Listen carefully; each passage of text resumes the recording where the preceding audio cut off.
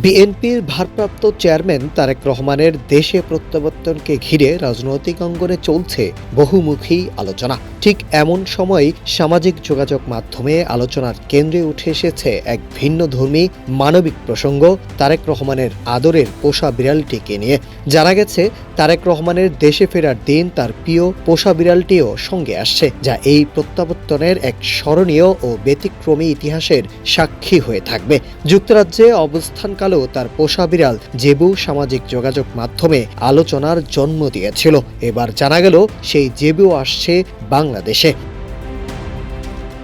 রাজনৈতিক ব্যস্ততার মাঝেও যাকে ঘিরে হাসি, খুনসুটি আর নির্বার মুহূর্তের ছবি সামাজিক যোগাযোগ মাধ্যমে ভাইরাল হয়ে উঠেছে, সেই জীবু এখন আলোচনার কেন্দ্রবিন্দুতে। তারেক রহমানের প্রত্যাবর্তনের সময় ঘিরে যেমন নানা আলোচনা চলছে, তেমনি প্রশ্ন উঠেছে তার প্রিয় বিড়ালটিও কি সেই সঙ্গে দেশে ফিরছে।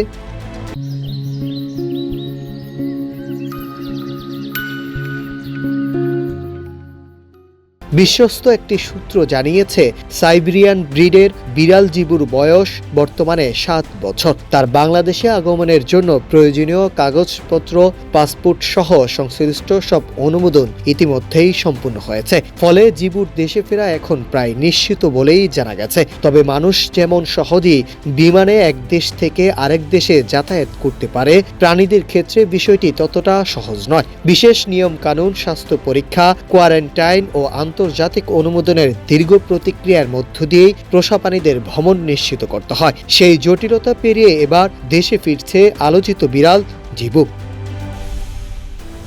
ফলে এই কারণে বিএনপির ভারপ্রাপ্ত চেয়ারম্যান তারেক রহমানের সঙ্গে জেবুর একসঙ্গে দেশে ফেরা নিয়ে নিশ্চিত নয়। যাত্রার সময়সূচি ও পরিবহন ব্যবস্থার ভিন্নতার কারণে আলাদা পথেই বাংলাদেশে পৌঁছবে আদরের এই বিড়ালটি। অন্যদিকে বিবিসির সাক্ষাৎকারে তারেক রহমান নিজেই জানান, বিড়ালটি মূলত তার মেয়ে জাইমা রহমানের হলেও সময়ের সঙ্গে সঙ্গে তা পুরো পরিবারের অংশ হয়ে গেছে।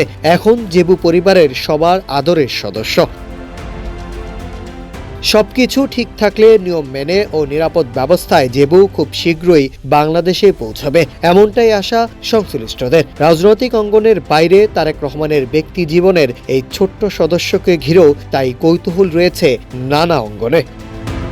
Nahid Hasan, news desk, Ittefaq.